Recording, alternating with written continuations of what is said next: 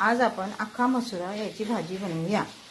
त्यासाठी लागणारं साहित्य: टोमॅटो घेतलेला आहे एक, आपण खोबरं घेतलेलं आहे, थोडीशी दालचिनी, 4 लवंगा, तमालपत्र, एका हिरव्या मिरचीचे 2 तुकडे, लसणाच्या पाकळ्या घेतल्यात आपण 8-10, थोडासा आल्याचा तुकडा आणि कांदा।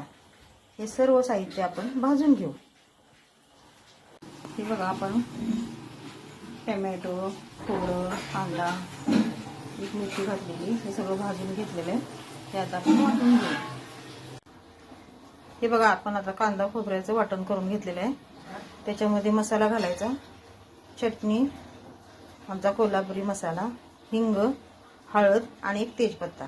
आपण फोडणी करूया। त्यासाठी फोडणीसाठी मी तेल टाकलेलं आहे कढईमध्ये। तेल तापलं की आपण त्याच्यामध्ये तमालपत्री टाकून घेऊ अगोदर। हे बघा, आता आपलं तेल तापलेलं आहे। त्याच्यामध्ये आपण वाटण केलेला मसाला घालून घेऊ।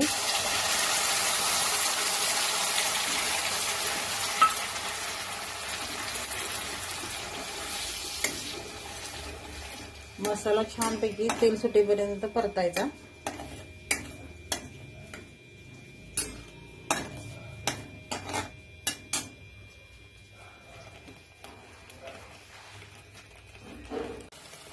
मसाला बघा, आता आपला तेल सुटेपर्यंत भाजून घ्यायचा आहे।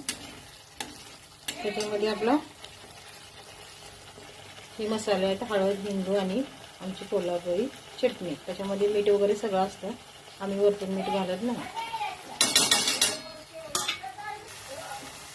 हे बघा, आपला किती छान सुंदर मसाला असा घालून झालेला आहे।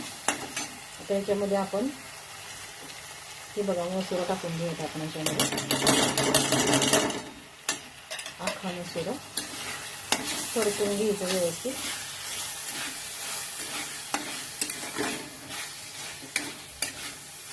अख्ख्या मसुराची भाजी तुम्हाला कशी वाटली बघून लाईक करा, शेअर करा आणि कमेंटमध्ये सांगा मला। त्याच्यामध्ये आपण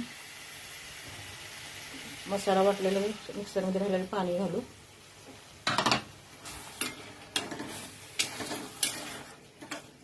थोडं गरम पाणी टाकून घेऊ।